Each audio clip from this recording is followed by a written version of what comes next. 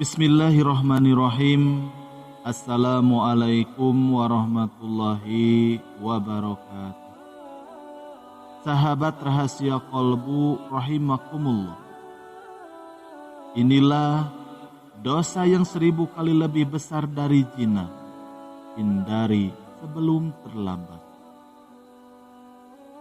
Salah satu perbuatan dosa besar yang sangat dibenci oleh Allah adalah perbuatan zina.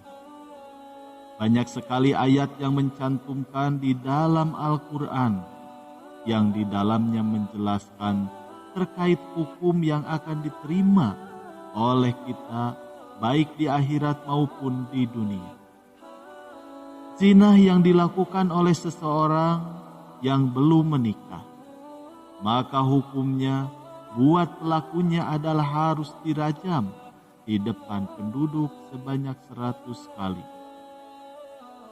Lain halnya dengan yang berzina sudah di dalam keadaan menikah, maka hukuman buat mereka adalah dirajam hingga mati.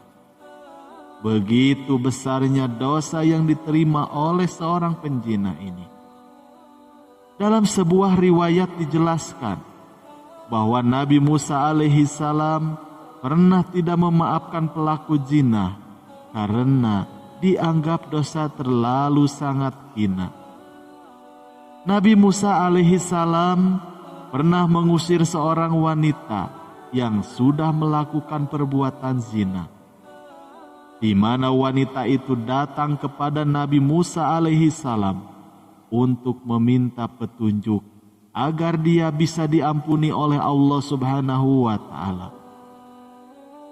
Hal ini membuktikan bahwa perbuatan zina adalah dosa yang sangat besar, yang sulit terampuni. Tetapi ternyata ada dosa yang lebih besar dari 1000 kali dosa berzina, yaitu meninggalkan sholat 5 waktu dengan sengaja. Dosa meninggalkan sholat 5 waktu ini sangat dimurkai oleh Allah Subhanahu wa Ta'ala di dunia maupun di akhirat kelak. Salat adalah ibadah wajib bagi umat muslim.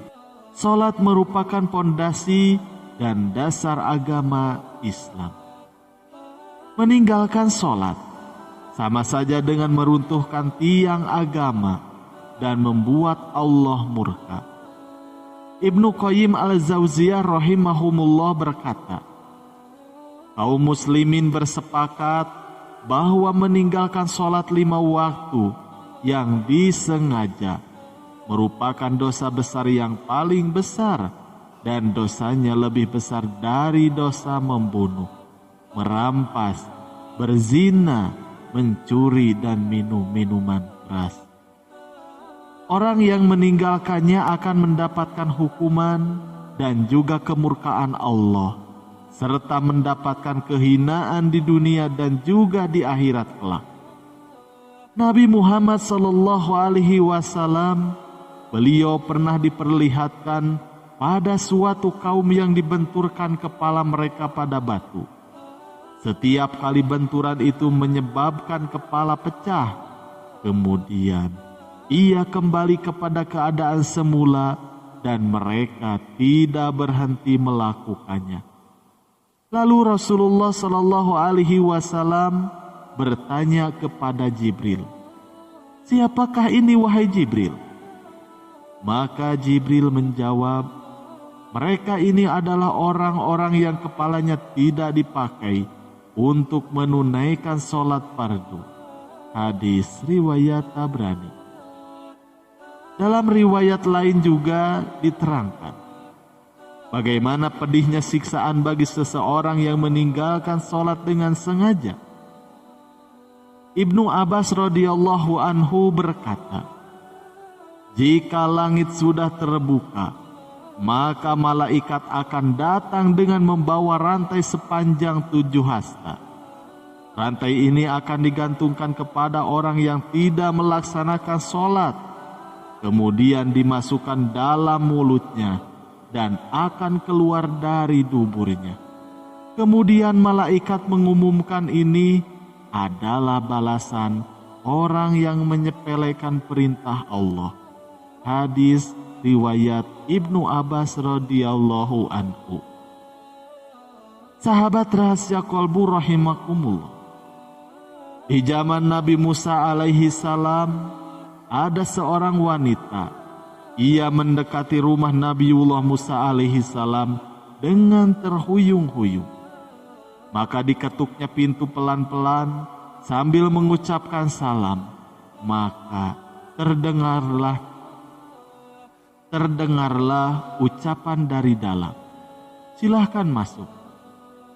Maka perempuan cantik itu berjalan masuk dengan kepala yang terus tertunduk. Air matanya berderai tatkala ia berkata, "Wahai Nabi Allah, tolonglah saya, doakan saya, agar Tuhan berkenan mengampuni dosa keji saya." "Apakah dosamu, wahai perempuan?" tanya Nabi Musa sambil terkejut. "Saya takut mengatakannya," jawabnya. "Katakanlah, jangan ragu-ragu," desak Nabi Musa alaihi salam. Maka perempuan itu pun akhirnya bercerita, "Saya telah berzina." Setelah mendengar itu, kepala Nabi Musa terangkat, hatinya tersentak. Lalu perempuan itu meneruskan ceritanya, "Dari perzinahan itu saya pun lantas hamil.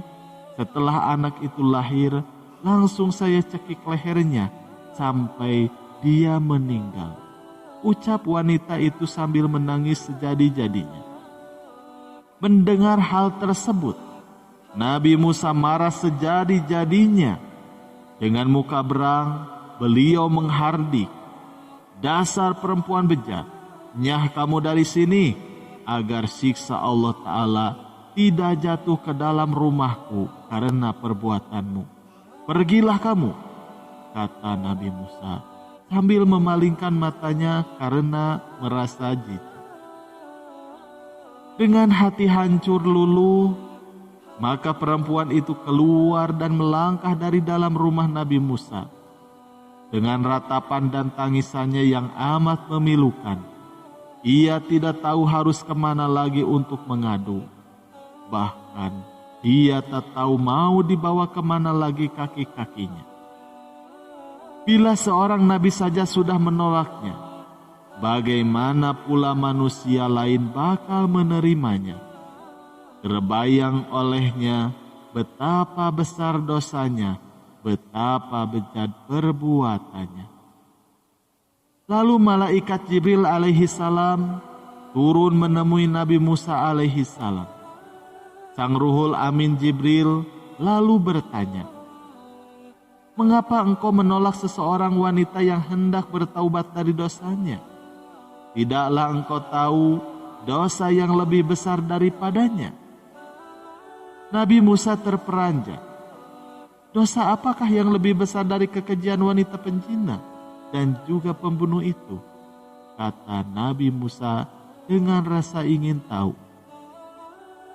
Lalu ia bertanya lagi kepada Jibril, "Betulkah ada dosa yang lebih besar daripada perempuan yang nista itu?"